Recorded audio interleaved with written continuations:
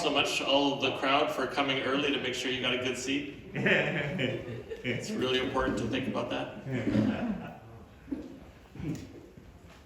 We're going to do what we've done the last while. We're going to have a couple videos playing from YouTube.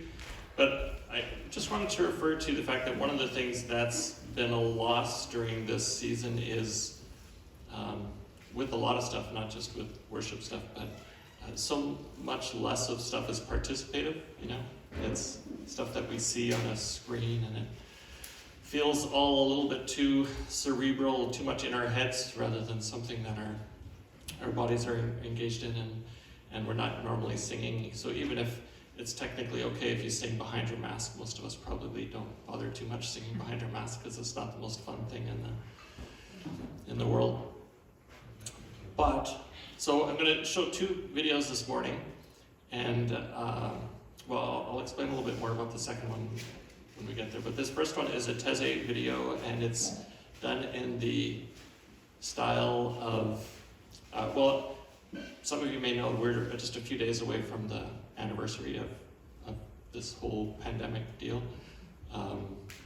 So I'm going with the term Pandemaversary, as there's a few options out there, and that's the one I'm going to be going with. There are people making light of it online, like, is this something you buy gifts for, you know, and this kind of thing.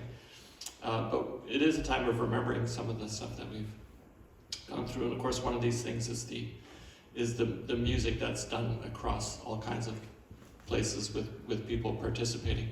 And one of the gifts of that whole online world that we've been forced into is being able to connect sometimes with people far away just as easily as people who are close. So this first Thiessen video is an example of that, people joining together from all over the world to offer this Thiessen song.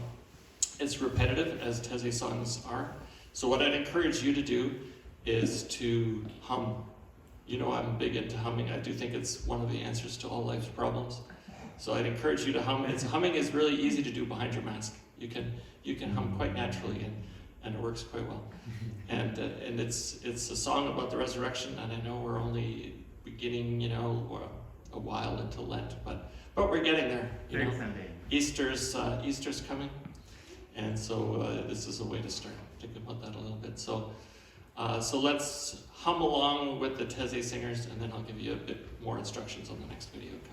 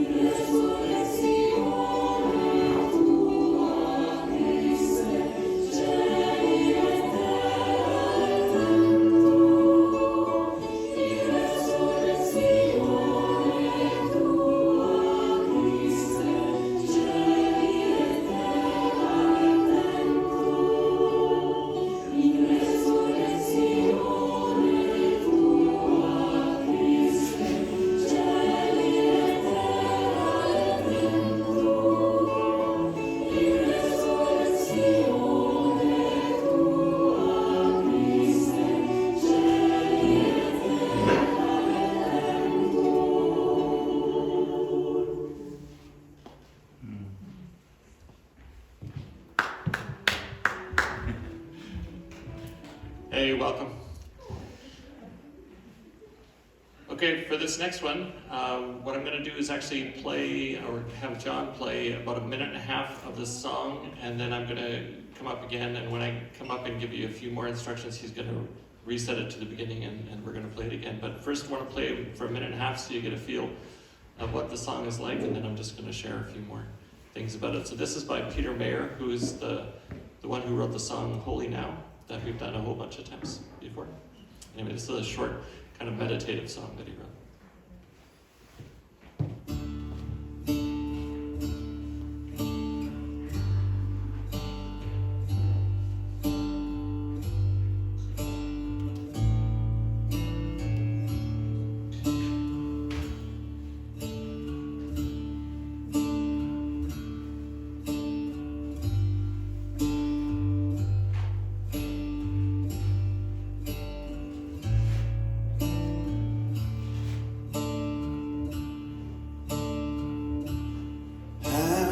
Open to the day.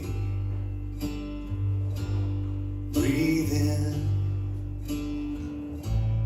breathe out. Hands joined as if to pray. Breathe in, breathe out.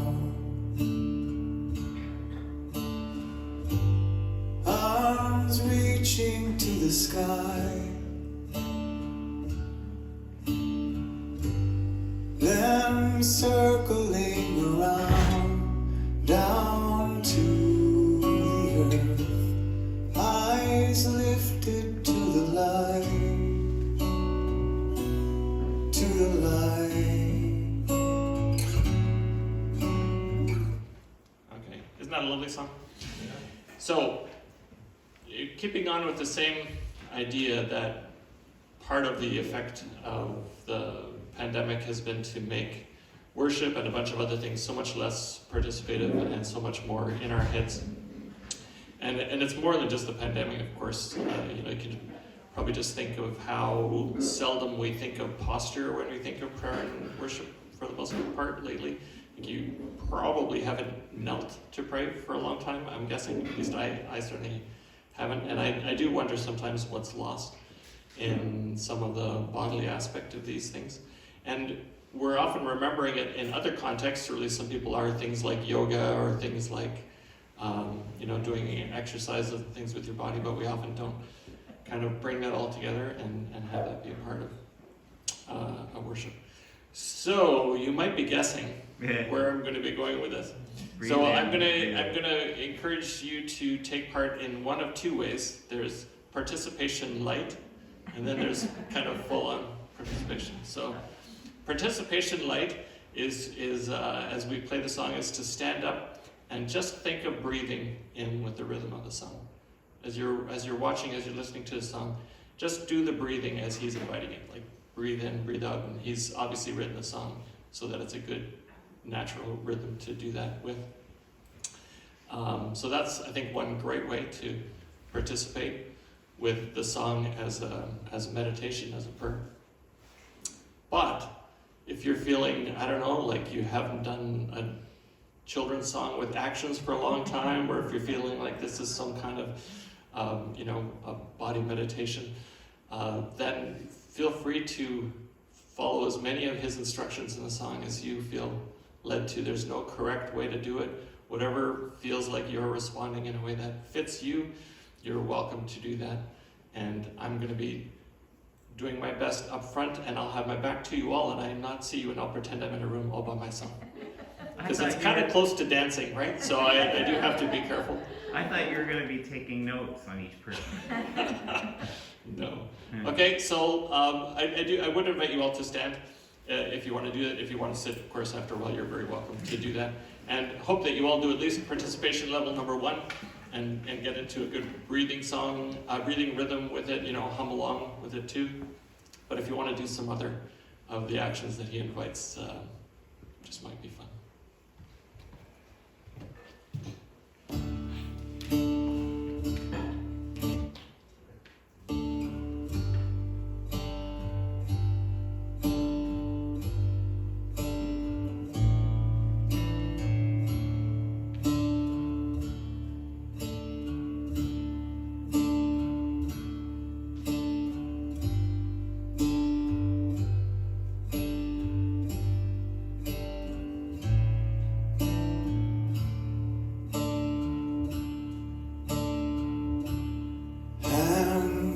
open to the day. Breathe in, breathe out. Hands joined as if to pray. Breathe in, breathe out. Arms reaching to the sky. Them circling around, down to the earth. Eyes lifted to the light, to the light.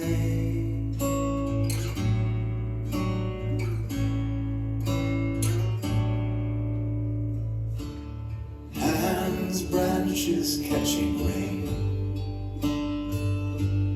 Breathe in, breathe out.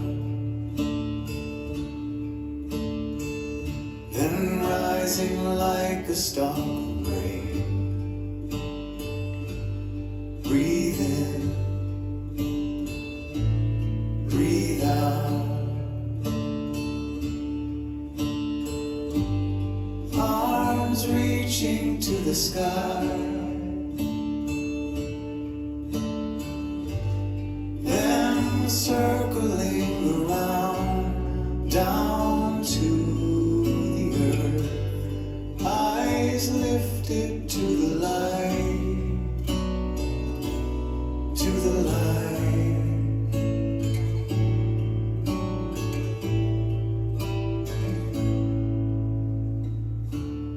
Hands open to the day. Breathe in, breathe out. Hands joined as if to pray. Breathe in, breathe out. Breathe in, breathe out. Breathe in, breathe out.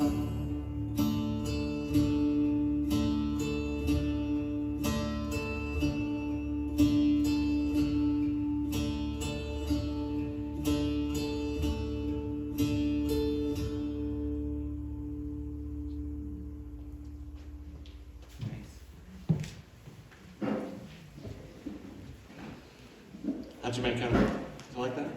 Yeah, good. I've just fallen in love with that song. I've done it a few times before doing something hard, you know, just to get in the right sort of headspace before something, and I find that very nice. So, now I'm going to talk, I just wanted to mention LA. I'm going to invite you to do something a little bit later on. It's going to actually be in the middle of my talk. Hope that's good for you. So a lot going on. Here's one thing.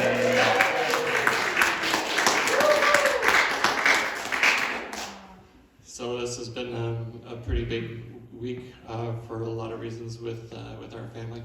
And after a few hard days where we felt to Rebecca that, you know, labor was going to be kind of always in first gear and never getting onto other gears, she ended up having a really good outcome with the C-section. And Megan turned out quite gorgeous and perfect after all that. So, okay, you asked, okay, so it's a collage. So we've had a couple visits now. We were able to, you know, wasn't it, the timing was just amazing. So with the change in Orange, so that we could actually go up to Fredericton. We were just, I shouldn't maybe do this on the recording, but we were planning on going up anyway because essential business is up for some interpretation, I think.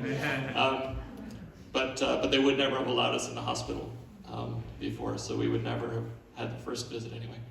So we were able to go up on Wednesday to visit in the hospital, and then yesterday at Jerry's parents. They're at Jerry's parents because Jerry wrenched his knee, sprained his knee badly about a month ago on some ice. And it's not a bad thing actually, because there's a nice small village to help raise a child, you know, which is a good thing. Yeah. Do they have to wear a mask with the baby all the time? Oh no, they don't, but they did because we were there. So Jerry and his mom both have asthma and sensitivities, so they're pretty careful of stuff. We're negotiating possible freer bubbling in the future, but for now it's still cautious. Yeah.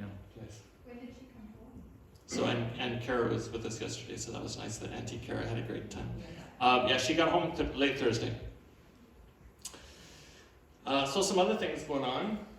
There's the Pandemaversary. So if you haven't gotten used to saying that word yet, you know, you should say it and think of what you're going to do on the 11th. So the 11th, it's hard to know what you want to call the full anniversary of it. The 11th is when the World Health Organization declared it a pandemic. So that's probably the most official 1 year kind of time. But obviously they don't call it COVID-19 for nothing.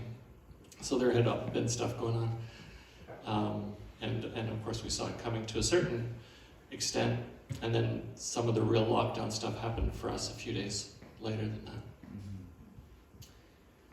And hard to think of what was most symbolic. So, you know, one of the things is the distancing, just everyone being a little bit more apart, and the masks, of course. The things that we are really, really sick of. Sorry, I feel very privileged being able to stand here without a mask in front of you, because I was really getting tired of the masks bothering my ears during the early service. That was so nasty. But I have a riddle that I'm going to play for you. So some of you may have seen this before, and some of you, probably most of you, probably not. So let's play this.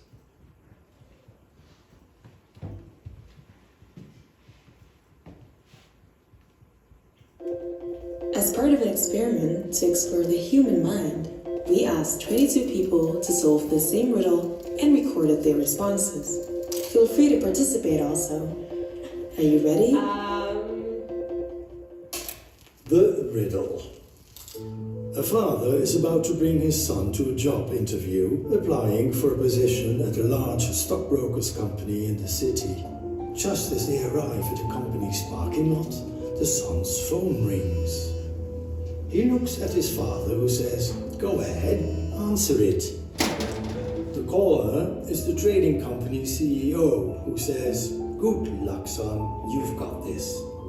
The son ends the call and once again looks at his father, who is still next to him in their car. How is this possible? He gets a call from the CEO, but it says, "Good luck, son." But he was next to him. So it's not the father. I think it was probably an audio recording of his father. Maybe he made it a demo tape. Like he has two fathers. this is a hard one. Maybe it's a word joke, like it's the grandfather of the son. No, I think his name is Son. Maybe it's just like an old man, you know, calling a younger guy son. I have no idea. The answer. It's his mother. Oh, that's so stupid. Yes, of course. I should have thought of that, yes. The CEO is a woman. So I'm biased. In a sense. Is this about diversity and inclusion? It's really mind-blowing, actually. So I always thought that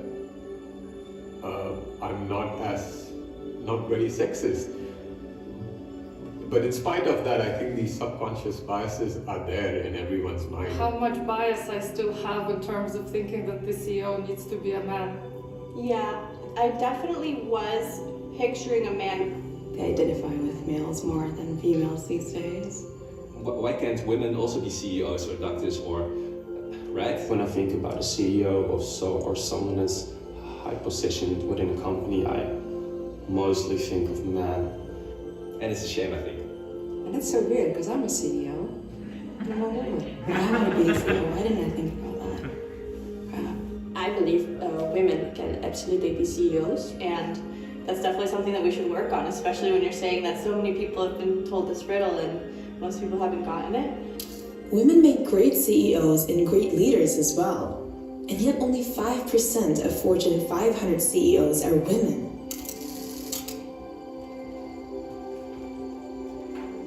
Let's change our mindset. Good one.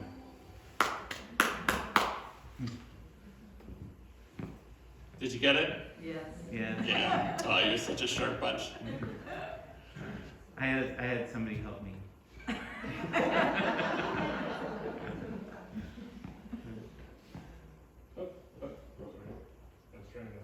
So, now, I'm just going to say a few other things, and then I'm going to have Ellie come up and say a prayer, maybe share a few words.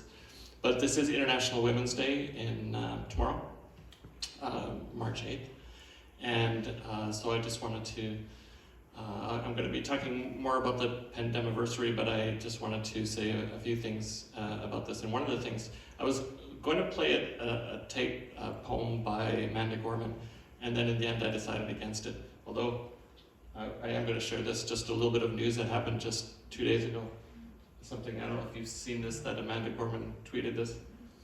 Security guard tailed me on my walk home tonight. She said he demanded whether I lived there because he looked suspicious. I showed my keys and buzzed myself into my building. He left, no apology. This is the reality of black girls. One day you're called an icon, the next day a threat. Just crazy. But then I like her response after that. In a sense, he was right. I am a threat. Threat to injustice, to inequality, to ignorance. Anyone who speaks the truth and walks with hope is an obvious and fatal danger to the powers that be. And then the other thing I just wanted to share was, think of a chief medical officer that you know, like a public health officer. They're not all women. They're only half women. But all the ones you know are women. That's interesting, right? Like, maybe they are better at this job than men for some reason. Something to do with the ability to be sort of experts, but also communicate well to a really diverse audience. I don't know if there's something about that makes it fit particularly well, but it is very interesting that the chief medical officers that we know of are women, and a lot of the ones that are men. I mean, you've probably heard of Dr. Fauci in the States, I suppose. But, I just like to say that the obvious exception to that is Strang. Oh, okay. He's done an amazing job, and it's highly respected, and people, it's like he's become a celebrity there. Oh, good. Well, it's good to know that can happen Like, too. people want to know if Eric has talked to Dr. Strang. Yeah. That kind of thing. Yeah. And somebody dressed up as him too, not just Jennifer. Anyway, just pointing it out. It's true. But you know what? The reason I ended up choosing to share this instead of I looked at a bunch of short things, you know, including the talk by Amanda Gorman, and it just feels like so much of the other emphasis that emerges is one that focuses on celebrity instead of the fact of people who just do well in their stuff, you know, in their day-to-day life. So that seemed important. But here's also the paradox of this. This is just a sign that is one of the, I don't know, graphics that the government's providing for International Women's Day. Supporting an inclusive recovery means advancing gender equality and economic and social stability for all people in Canada. And what they're talking about is recovery from the pandemic. Because I don't know if you've seen this before. This is a graph showing the number of people who have lost their work, not just temporarily, but lost their position. 10 times a greater chance for women than for men during the pandemic. So a lot of people are concerned this is going to be a major setback. A lot of the gains of some of the last years might be lost through the pandemic if there isn't a lot of care given to what this looks like. So it's definitely going to be something that the country, the politicians need to keep in mind and will need support as broadly as possible to be thinking wisely about this. So we hope that's the case, but good for us to keep in mind. LA, would you come on?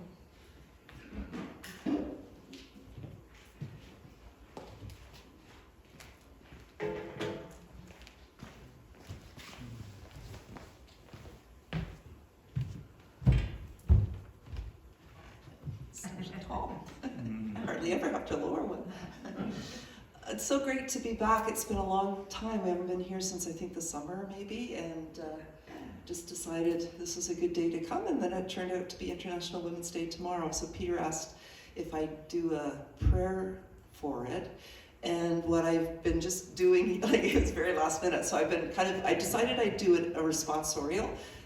Carol and I worship at the cathedral in Fredericton usually, when we go to church, and responsorials are kind of a common practice there. So, yeah, so anyway, I did this, and I think we're going to alternate, are we?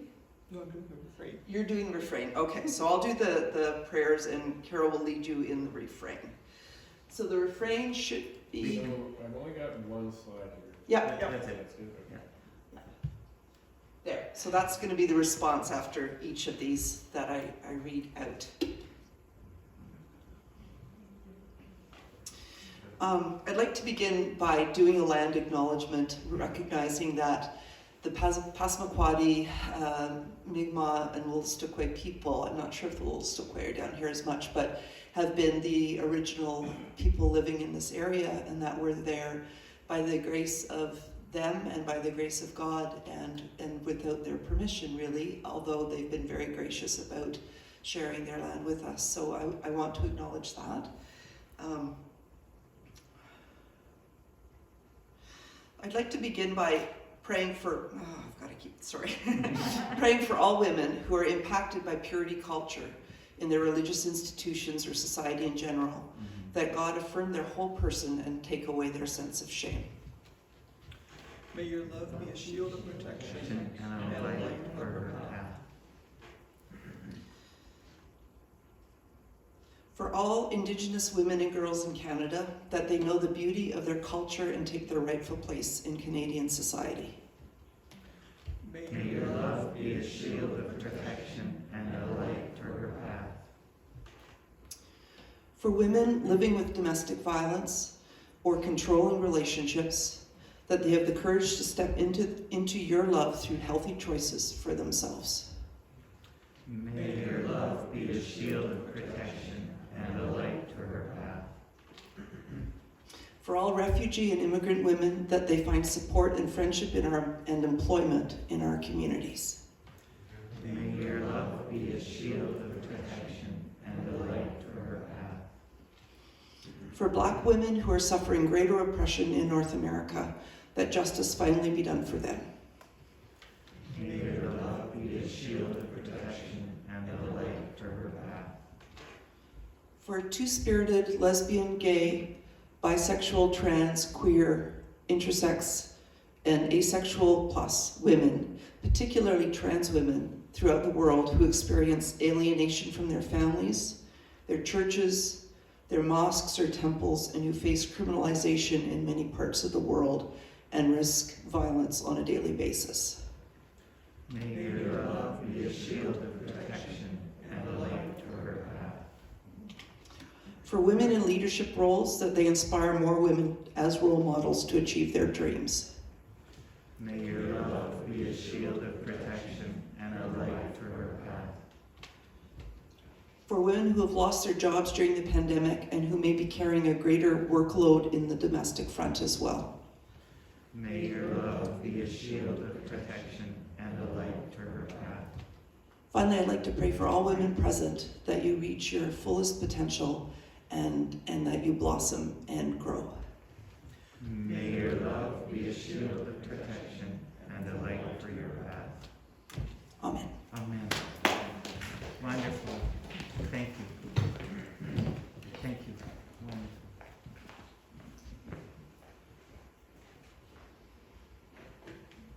Wow. Yeah, thank you so much, Carol and Ellie. So glad you were able to do that.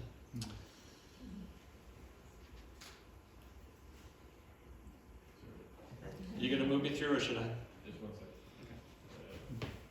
Think that's where we're at. Sure, good enough. I also remember just one other thing as part of this week. So a lot of things, again, like I said, going on in this week, and one of the other things is, remember where we were at a year ago? And it seems a little crazy to think of this. It all you know, was kind of building up to such a climax, and then all kind of went, things dissolved into the pandemic. So it's interesting even to explore this website that I've barely looked at since then, and I don't even know if you heard in the end we had 1,311 people from all around the world who ceremonially joined us as a group as we stepped away from the vineyard with Vineyard's strong invitation to do that. So it's good to know that we didn't do that alone, and we were clear about communicating with the group that you know, we understand why you did it, but you have to know that you're not like chopping off a little problematic corner. You're losing a big part of the life of the future church, and just wanted them to know that. And lots of Vineyard leaders, past and present, who were part of that group. We were just sharing this with the Montreal Vineyard, who are going through something similar, and 36 former Vineyard leaders signed on to this. 33 of them specifically said this is why they weren't part of the Vineyard anymore, that they'd left because of this. So just think of all the human resources that are being lost, you know, for the leadership of the church as a result of that. Anyway, just something else to grieve, and I want to give some space for grieving today. That's one of the things I think that we have to do when we remember an anniversary like this. So let me just check, yeah. There we go. Just want you to close your eyes for a minute, and maybe just remembering where we were at a year ago does some of that for you, but I want you to close your eyes, and I want you just to go back in your mind. Maybe you've done this recently when you've thought of what time of year it is, and just think about all the things that went through your mind and your body and your emotions a year ago as suddenly things got very scary and confused and mixed up and locked down and isolated. And just take a moment to think about what that was like for you. What some of your experiences of the first part of the lockdown were for you. So just go back in your head and think of the beginnings of that in the first days.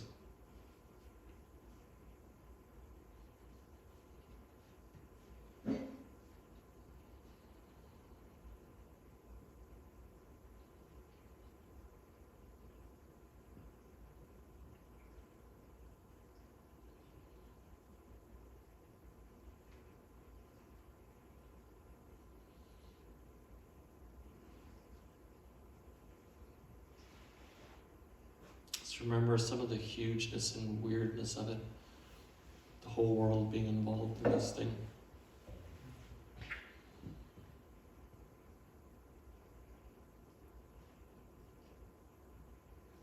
The strangeness of it being so pervasive, and yet for us in New Brunswick so strangely not a part of our day-to-day experience. Well, it was and wasn't, you know, depending on which part you're looking at. The feeling of being shut up in our homes, feeling weird about going even outside, feeling weird about going to the store.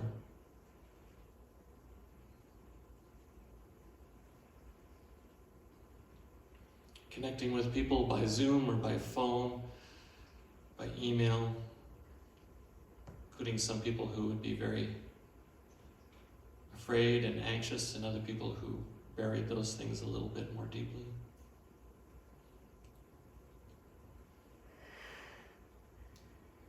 So just as some of those things come to mind, I just want to give space for people to say, what was really hard for you, especially in the first part of that, the first weeks of the pandemic, when you remember it now. What was really hard?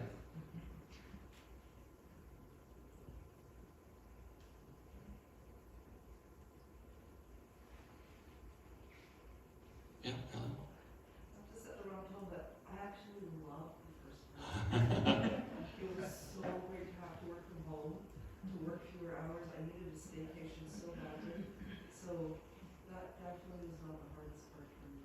Yeah, there were were definitely some good sides, especially for some of us that had, either full-on inner introverts or partial introverts, got to have that part of ourselves blessed.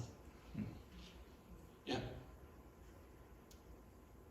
I think for me, one of the hardest things was how it impacted our kids and our grandkids.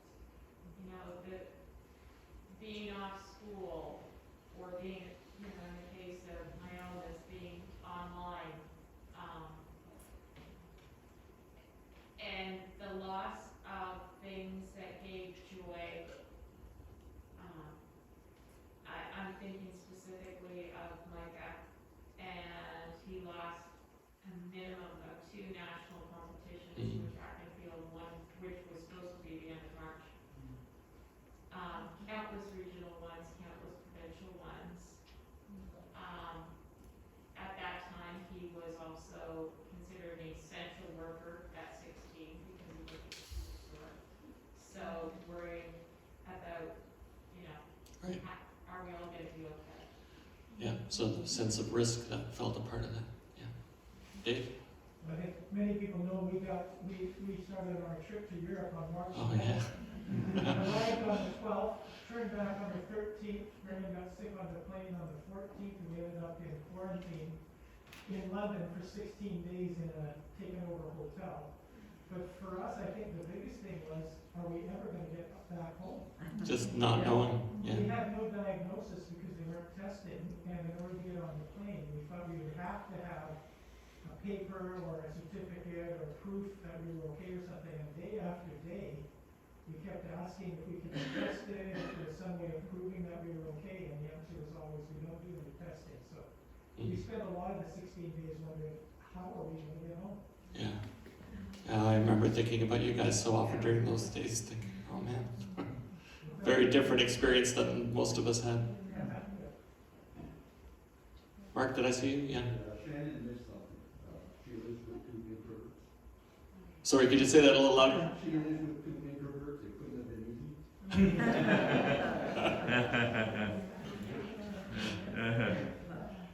The acknowledgement counts though, right? Absolutely. Yeah, Wilma.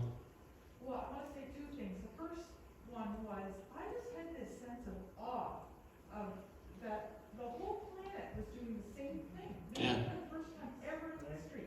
And they're able to know that they were, because we had people on all the continents except for Antarctica, I think, that were giving us feedback as to what was going on there. And we're all doing the same thing. Yeah. It was a very, shocking kind of feeling.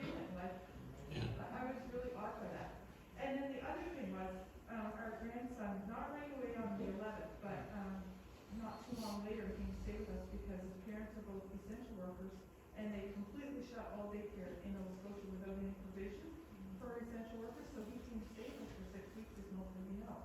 And although that, was absolutely wonderful, it was also very stressful. And, it was just that feeling of, oh, is he going to be all right? Is he going to be all right? This long separation from his parents. Yeah. Although, we love to have him, there's just that in your stomach all the time, that feeling of leniency. But I definitely know what you mean by that sense of awe.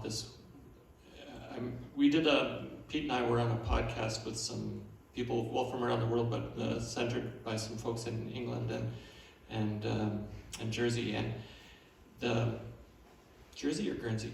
Jersey, yeah.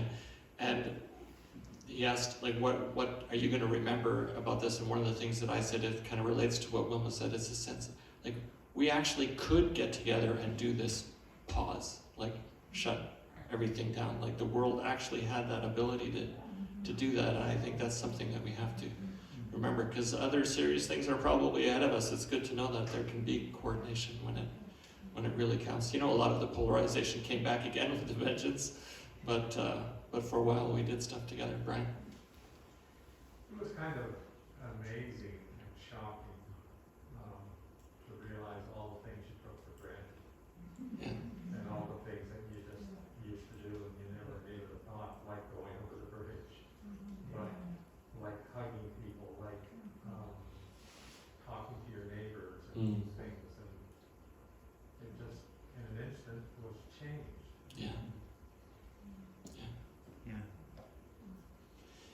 know for me the biggest grief is family stuff. You know, we had Dan and Avery's wedding postponed, and we'd been really looking forward to that as a big month-long BC adventure, and being with them for that. And so not only now have we not seen them for ages, but now they got married, you know.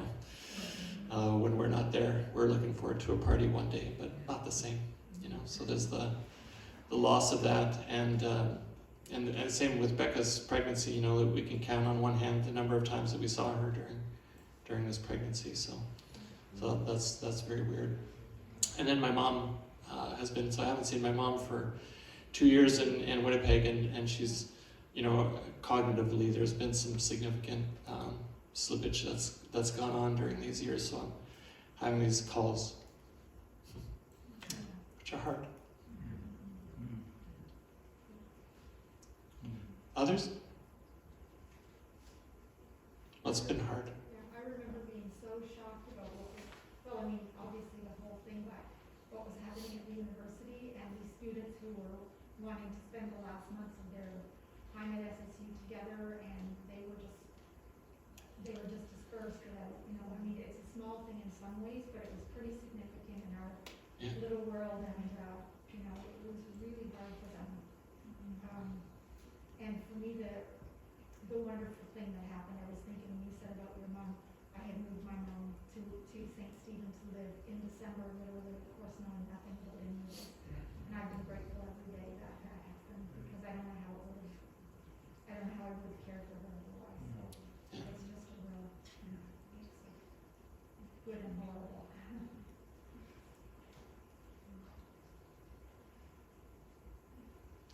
Anyone else, something that was really hard that you want to share? Yeah, Peter? What? Sorry, just Peter and then Rick. I haven't seen my grandson for a year. Yeah. Makes a year now. Yeah. For my granddaughter. Yeah, family that's not close is just really, really hard. Yeah, Rick? Well, what struck me, I mean, it was just got so incredibly busy. It seems weird, right? You know, because, you know, work-wise, you know, we did work for companies that are in healthcare, right? So suddenly there were all these things that they needed, like, yesterday. And like, I was teaching stats at SSU at the time, and, you know, the course went online, and that was actually more work than it was for it to be in person. And then, you know, it was with the chamber at that time, we were trying to transition leadership, but we couldn't get together, so we had to figure out how we were going to do that, all that stuff online, and yeah, and like it was like, my head was swimming. It felt like Ellie came, and then when Matt came, but you know, he escaped the border closure by literally hours. And so like life just went like to 11.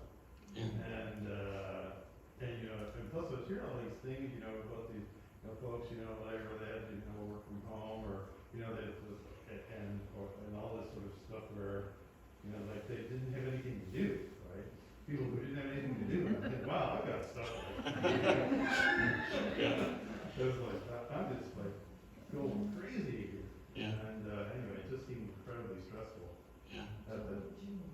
Yeah, till like June. And slowly, the course got done, and then the transition happened, and the work stuff slowed down. But those first days were just rocket up the.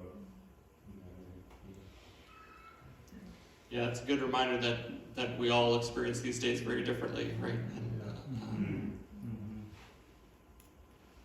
do these two together. So some of you might have been thinking about these already, but like what most got you through? What was most important to do well when you did well through these days? Or what were you particularly thankful for? And thinking again, especially of the first part, but also maybe think about the fact that that first part turned out to be, you know, ongoing and ongoing and ongoing. Yeah, Marianne? I've been very thankful for technology, for the people that work behind the scenes to make everything work, so that we've been able to stay connected. what this would have been like to experience if we didn't have some of the possibilities that we have now. We have a little grandson, he turned 1 this month that we've not met except for Facebook. Right.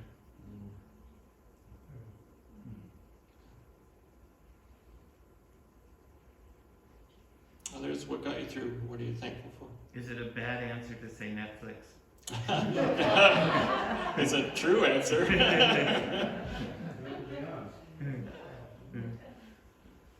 Then you have to add Prime because you've seen everything on Netflix. Acorn.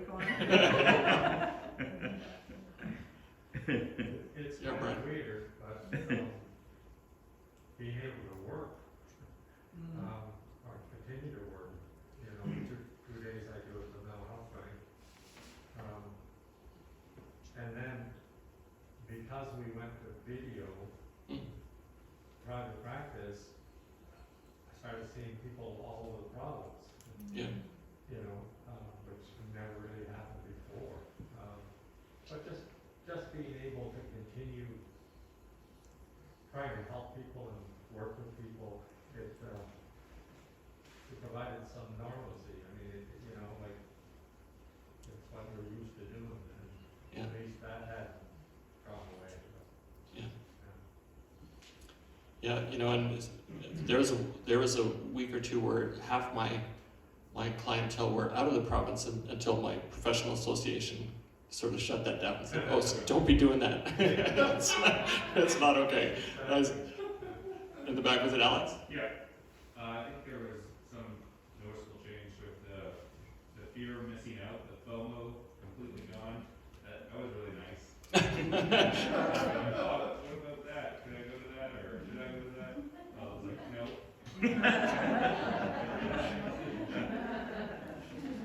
I buy that. Yeah, Rick? Well, yeah, if we want to talk about the gifts of COVID, which I think they're actually worth it. I mean, I guess some of the things that impressed me were like in the beginning again of hearing all these things about like how this was positively affecting the climate. Like people can see mountains now that they could never see before. Yeah. Yeah. And this idea that you could do this. Right? This could work. It could happen. It's weird that you needed a pandemic to get there. Yeah. But honestly, if you just decided you could fix these problems without a pandemic. Yeah. And so, I mean, that's sort of good. But also, I also appreciate technology, Zoom especially. We'd already been using Zoom, right? So it was a very natural transition. But interestingly, I think, what the results of, although you sort of get disconnected more from people close to you, I found that I got more connected to people further away. Yeah. Because now I'm doing like a monthly call with my sisters, Yeah. which never happened before.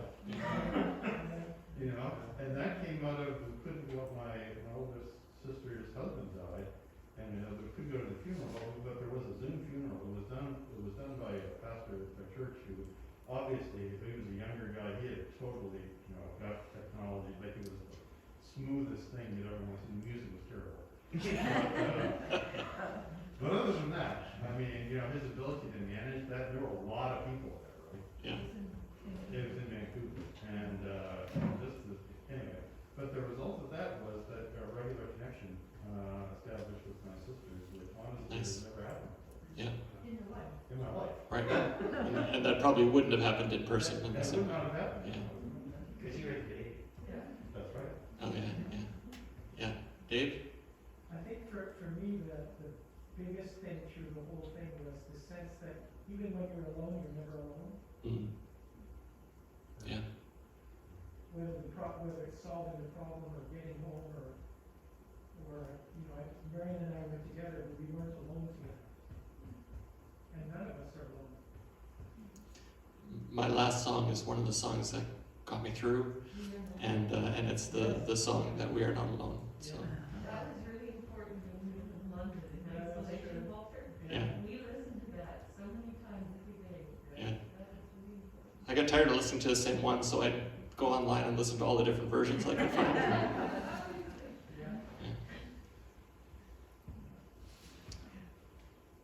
one last question. Where we're at now, what do you find yourself most hoping for? Peter? Shorts. Oh yeah, that's a real practical answer. Yeah, our shots. Good to hear lately that they're likely to be coming sooner than we'd maybe expected a few weeks ago. Yeah. Yeah, Shannon. And we don't take for granted the things that we took for granted. Mm-hmm. Mm. Yeah. Yeah. And we will sometimes. So we have to be really intentional about not doing that. I know one of the things that I've heard people talk about is that there's an expectation that when the recovery starts going full tilt, it's going to feel like the 20s. And there might have been some good things about the 20s, but it wasn't a time full of, resurgence of all that's good in the world and coming together. And it led pretty neatly to the 30s, but yeah. Was there someone there, Brian? Yeah. Being able to travel again. Mm-hmm. Use the credits that we with the airlines. And we've been wanting to go see Colin and Rochelle Oh yeah. ever since they left, and we've never been able to get there. Yeah. And of course, the other thing is being able to go to Florida Yeah. and see our great granddaughter, who we haven't seen since she was 2 or 3 weeks old, and she's now over a year old. So yeah. How big is Colin and Rochelle's place? We should all go. Guess what, Colin? Yeah, if you miss Colin, go online and get his book. He's got a book that he wrote. That's out. All right. Well, let's wrap up with a couple more songs, and these are songs definitely related to, at least for me, kind of the feelings of the pandemic and the things that got me through. And so the first of the two is one by Martin Joseph, the Welsh folk singer, and it's a song that he wrote during the pandemic, and the video obviously is related to that. And you could look at it and think that he's maybe naively optimistic, or you could look at it as a prayer and a hope for what could be possible. That's how I tend to see it. And then the one after that is the one about We're Not Alone. So.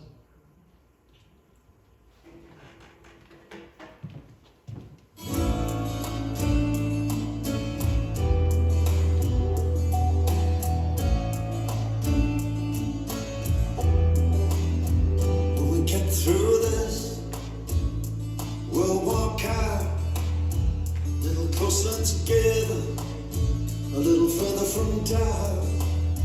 When we get through this, when we lift the shroud, when we ring the bells, music will seem so loud, seem so loud. And when we get through this, we'll break bread and wine, with no lies and twisted words, but the truth this time. When we get through this, when we finish the song, it won't be left versus the right, but right versus wrong. When we get through, when we get through this,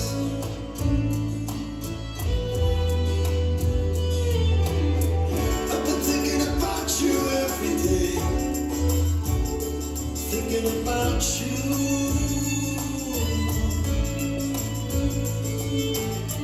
I've been thinking about you every day, thinking about you.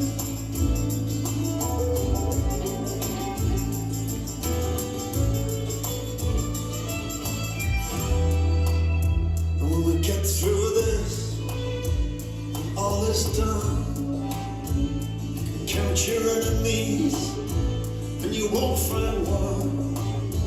When we get through this, when the heroes are named, may peace be upon them, let it not be in vain. I've been thinking about you every day, I've been thinking about you.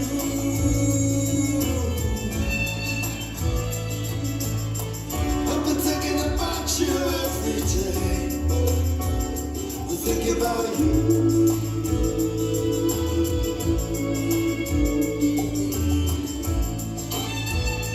Thinking about you.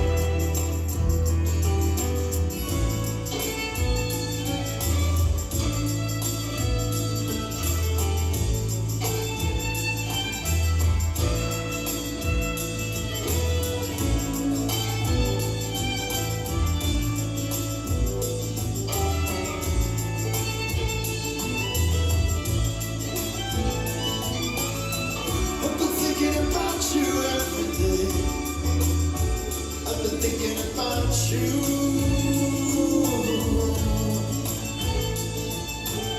I've been thinking about you every day.